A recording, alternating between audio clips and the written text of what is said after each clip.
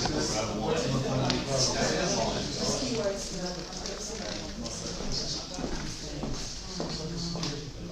good evening, ladies and gentlemen. Welcome to Speak to the Author. Glad to see you today. Can I suggest one thing? Can everybody come forward? Please don't be frightened. I'm not by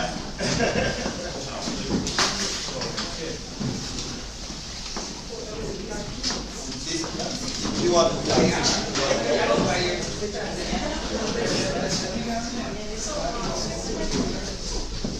what? We've got some more spaces, got more chairs at the front here.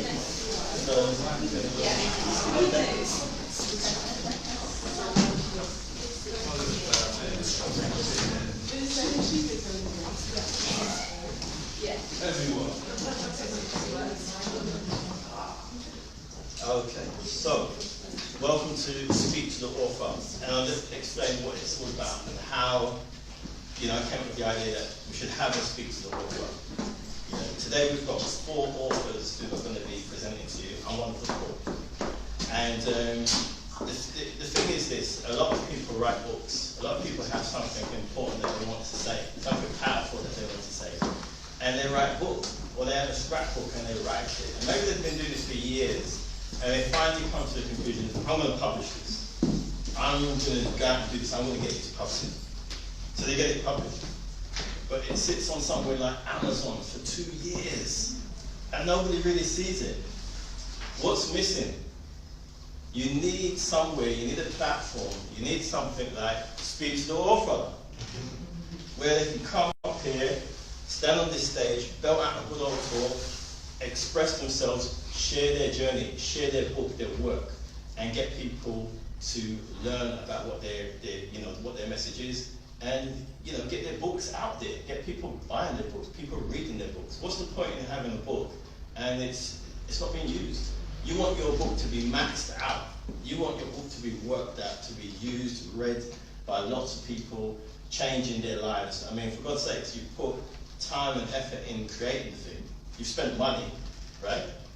All of us authors here. So it needs to be shared. And this is the platform to do it. And hopefully there's many other platforms out there as well that will do the same thing. But I find as an author, over the years, it's been far and few. And I think we need more.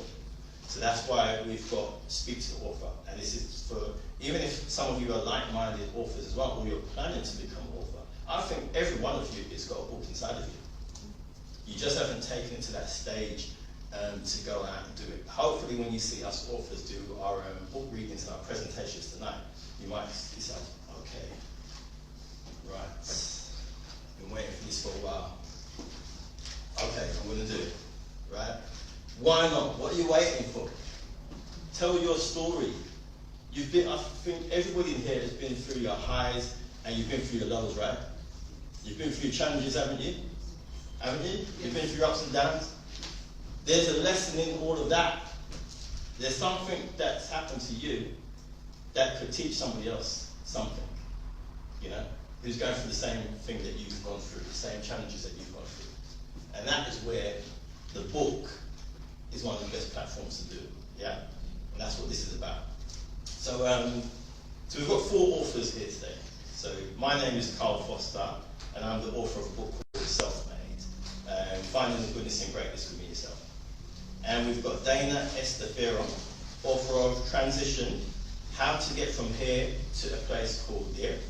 Also, Big Sis, Little Sis, Girls Club, which is a purpose journal.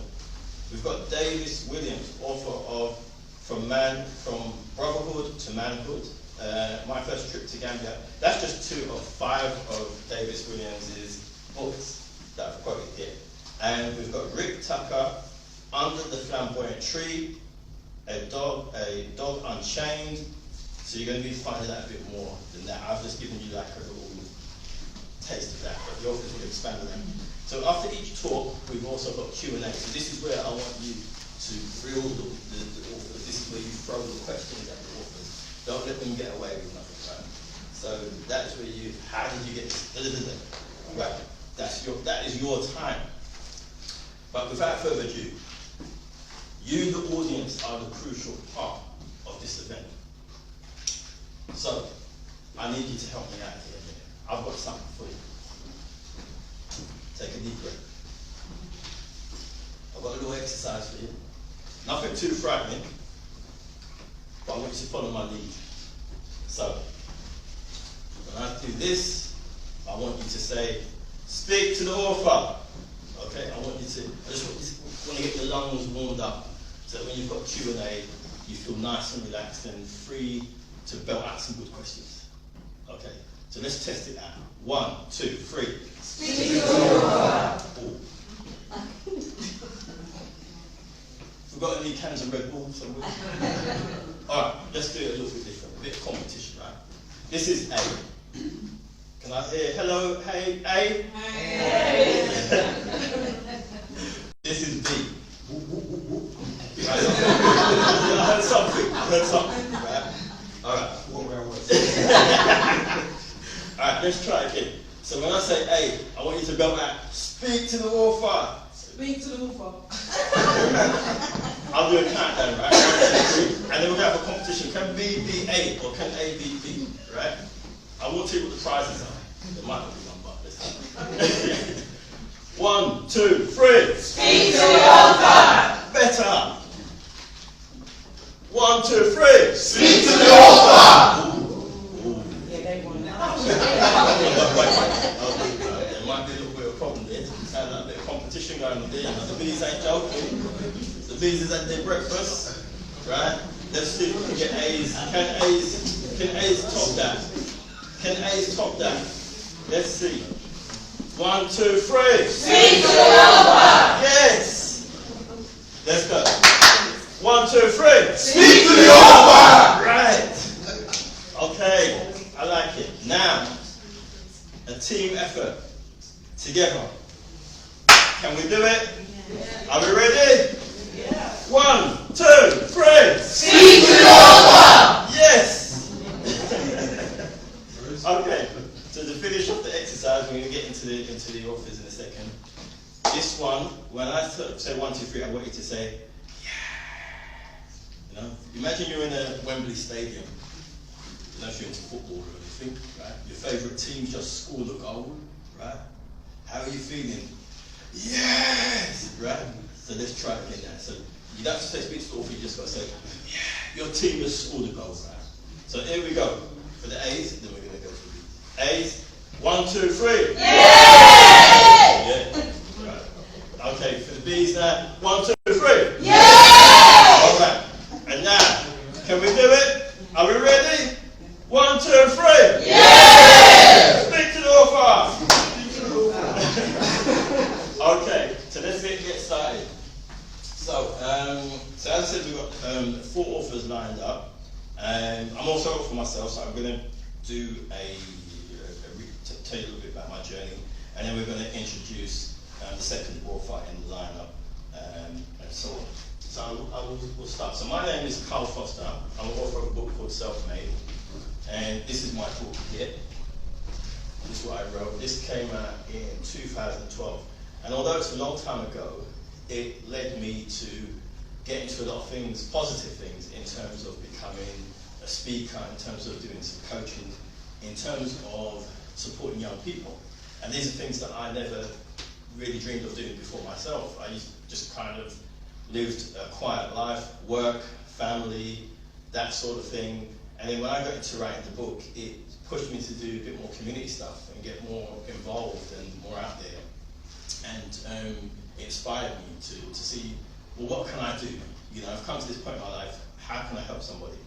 And this event is a celebration of literacy. But as a kid, I couldn't read or write. I struggled with reading and writing. My parents were going through divorce, they were splitting up. And although there's 6 of us in our family, I've got 4 sisters and there's me and an older brother. I think it affected me differently. I don't know, I've had a chance to speak to my siblings and sort of say, well, brother or sis, how did it affect you when, you know, mum and dad was going through those challenges, when home life wasn't at peace, you know, when it was a little bit tense at home, when things wasn't going the way they should be. I never had a chance to really talk to them, you know. And we see each other from time to time, even now that we're grown, but the topic never really arises. I I remember even last week having dinner with my sister, we didn't talk about that, you know. But maybe it's something we need to talk to at some point. But as a kid, it affected me. And I was going through a lot in school. I was struggling. I wasn't making my way in school. I couldn't read, I couldn't write. The years were rolling by and things wasn't happening. Things were not progressing. But how do you change things? You know, when life gets rough like that, what do you do to change it? How can you change it? You know, I mean, we had like special needs classes. We had, we didn't so much call them mentors back in the days. It was different. Things are so different now, the way we title things, and some, you know, the subject of things. But back then you had your support teachers and stuff like that. And the idea was to put us into a smaller group, smaller class, so we didn't muck about, and we would concentrate and focus a little bit better. Did it work? Well, marginally, maybe, but maybe not well enough. But I found the biggest change was when I decided to change. When I personally, upon myself, came to the decision that I don't want this no more. I don't want this. I want growth, I want progress, I want to see if I can do something for it. And how do we grow? When do we start to expand and progress? I think the human being grows through challenge. I think when we're in the comfort zone, I don't think we grow, you know? And because of my start in life, I was a shy, quiet, young person. And the thing that I needed was something to push me. And one of the support teachers said, I think you should go to Anna Shear's Theatre. And if you're a shy person, I'll tell you now, Anna Shear's is the last place that you want to go. That's like coming out in the frying pan and going right in the fire. It is like very intense. And Anna Shear's, she's passed away now, but she was responsible for like a lot of the actors that were in EastEnders, the Bill films, programs like that back in the day. She would put you on stage by yourself. You'd be like 13-year-old kid, shy as ever. She'd be on stage, obviously, and give you a line, and you've got to improvise and create something out of that line. And that's what she did to me. And you'd have like a bunch of kids, and you're going down the line, the number one's gone to number two, you're thinking, shoo, there's about 3 left and it's me. You know? And that's how it was, and then finally it's you, and you're like, you know, you'd have to just go out there. But you know, like what I said, the challenge, it pushed me. It's survival or think. You want to survive. So, you know, folks, that's what it is. You've got to challenge yourself. And even like what I was saying before, if you want to be an author or you've got writing, don't feel scared. Challenge yourself. You know, write little bits and pieces, share it with somebody, see what they think. You know, see if you've got something there. You know, and then go for it. But I found through challenging myself that was what worked for me. And although I struggled with reading and writing, if somebody said to me, you're going to be standing on stage when you're older, talking about a book that you wrote, I would never believe that. But I would like for my journey and my experience in life to teach others that you can turn something that is a weak point into your strong point. You can turn it around, you can flip it around whichever way you want, as long as you're willing to go out there and make it happen. Okay? So I'm going to read a little extract from the book. And I've got 2 books here. So this is my books, Speak to the Author, the SelfMade, Finding the Goodness and Greatness Within Yourself. But because I wrote that book, somebody who wrote this book invited me to be a guest to write a chapter. And there's 10 other guys on this book. I'm one of the 10, right? Yeah, it's a lady called Sharon Brown. So she did one for the ladies as well. She had Secret of Successful Women, and then she came with the idea to do Secret of Successful Men. And because I wrote SelfMade, she asked me to join in and write a chapter on that. So sometimes when you do one thing, it opens doors and inspires other things to materialize. You know. So I'll read a few lines from here, and then you can throw some questions at me. So. This is when you come into the book, it's got SelfMade explained. And this is just like a summary of what I'm going to cover with you in the book. And so I will start it here. So this book is about the challenges that one faces with oneself in order to achieve success in life. It's about overcoming the temptation to quit, the temptation to be sidetracked and discouraged by others, and about our inner demons which laugh at us and try to keep us stuck where we are. We may have the desire, we may have the dream, but do we have the willpower, the power and drive to win? So many big ideas today lie in the graveyard because the person who had them didn't stay on track for their implementation. They gave up at the start's obstacles and they listened to negative self-talk in their own mind. Their friends and relatives perhaps didn't support them. They got discouraged and forgot the vision that excited them in the first place. To achieve your goals in life, you must be persistent and never quit. You must express drive and determination and a burning desire to succeed. You must have a powerful belief that you can win, and then surround yourself with like-minded people that will keep you on track. You can also ensure your success by unlocking the secrets to your subconscious mind, which will create a great life for you and the ones you care about. Your only challenge is you. This book will inspire you to take control of yourself and change your life for the better. This book is about remaking yourself so that you can be everything you should be. Now, let's begin. Thank you. So, that was the book that kicked it off for me. And, you know, got me challenging myself and pushing myself. So any questions in terms of what I've shared with you so far? I said, so any questions regarding what I've shared with you so far? Do you share your book with your family members? Have they read it? They have read it. Like, I'll touch on that actually. One of the, when I was writing and trying to put it together, you know, you sort of think of what is your why? What keeps you going when you're working towards a goal? One of the things that kept me going, I had a vision of me handing my mum the book. And at the time, the book wasn't even there yet. I mean, there wasn't even really anything happening yet. But I had this vision that, yes, I'm going to do this. And one of the things that kept me going was having that vision that I'm going to hand this book to my mum. Because my mum knows and knew more than anyone else the struggles I was going through at school. Because it's my mum that the teachers would write to and say, he's underperforming in his literacy, you know, what's going on, so to speak. So for my mum, it was like a major deal for me to finally be grown and then come here and hand her this book and say, well, I wrote it. Despite all my literacy issues that I had when I was young, I did it. So that was a special moment for me. And I think anything you're aiming towards, hold on to that vision and it will come true. In my case, it came true and it will come true for you as well. So. Okay, any more questions at all? What did you do like every day? Did you make yourself write something every day, or how did you make yourself consistent? I don't know, I think once I made the decision, so I had that light bulb moment where I think I could write a book. I started writing like just as a hobby, just doing little articles, little bits and pieces and things like that. And then once I made the decision that I wanted to write a book, then everything just went crazy from there. I just found my mind was just, ideas were just coming. I could be walking down the street, ideas, oh yeah, that could be like a good sentence in there, or that would be something important to put in there. I had to just take out my phone and just like type it in there. When I get home, put it onto the computer or on the Word document and make up the chapter and so forth. So I found the passion, I think, the enthusiasm, all of that was what pushed me, I think. And also being something new. I'd never done anything like this before in my whole life. This was something completely new for me to be involved in. So that was what I think pushed me. I was very excited. Yeah. Any more questions? What was your biggest challenge or obstacle? What you encountered when you were writing? In writing a book? Yeah. I think the editing side of it, the publishing side of it. There's a story behind the publishing side.